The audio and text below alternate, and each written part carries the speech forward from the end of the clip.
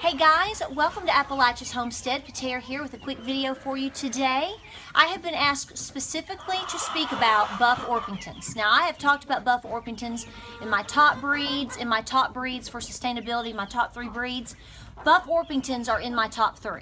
So I find them to be excellent birds.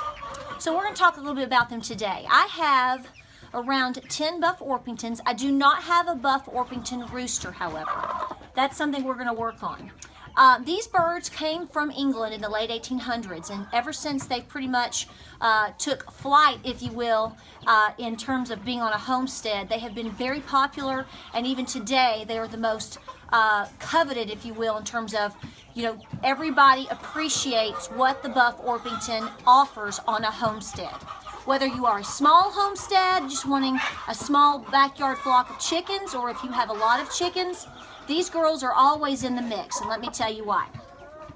First of all, they are what you call a dual-purpose bird, which means they are a meat bird, and they tend to lay a good quantity and quality of eggs. Now, they are not going to be your highest-ranking birds in terms of egg production. Those are going to be more along the lines of your black Australorps and perhaps your leghorns.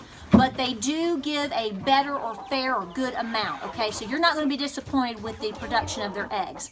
I believe the estimation is around 190 per hen per year, so that's pretty good. So if you have 5, 6, 12 hens, then obviously they're rotating their cycles a little bit. You're probably most of the time going to be in a good fair amount of cycle in terms of getting eggs.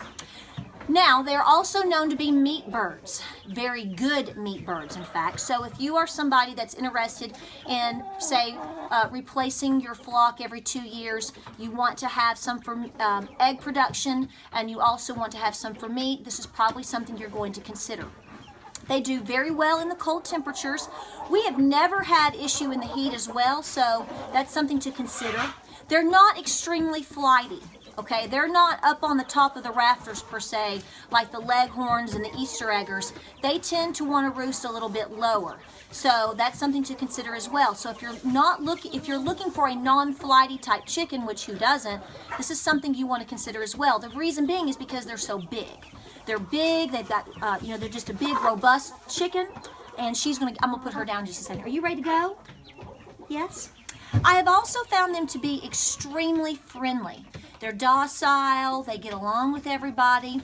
They are particular about the nesting boxes. I have noticed that trend and that trait, but that could be just within their hierarchy and the pecking order. This is my place, so to speak.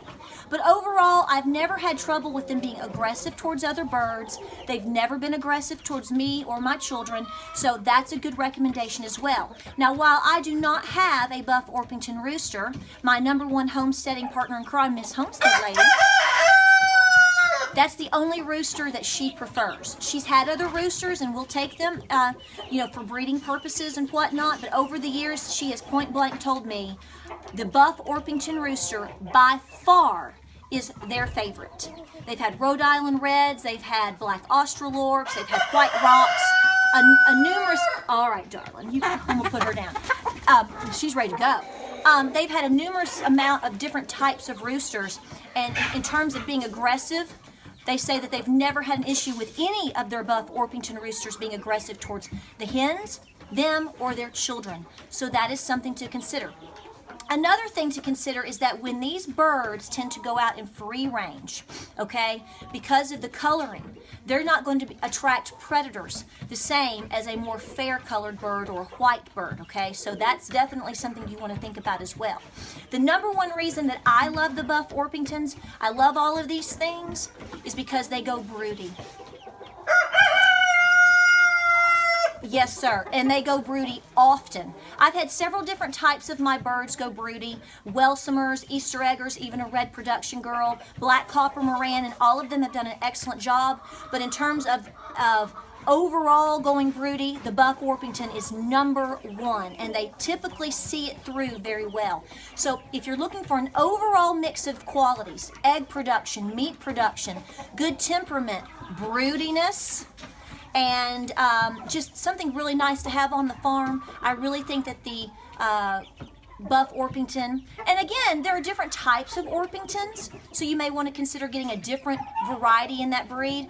But I'll tell you, ask anybody, Buff Orpington is going to be on the top of the list. We're going to show you some footage of some of our girls with their babies, and we're also going to show you a rooster to give you an idea of what they look like.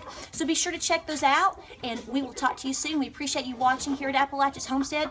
You can probably see, I don't know, it's pretty cold out here. It's 18 degrees, and we're working. Check us out on Facebook and Instagram and Pinterest, and if you have more questions, send them this way. We'll do our best for you. Stay warm out there this winter. Take care, and we'll talk to you soon.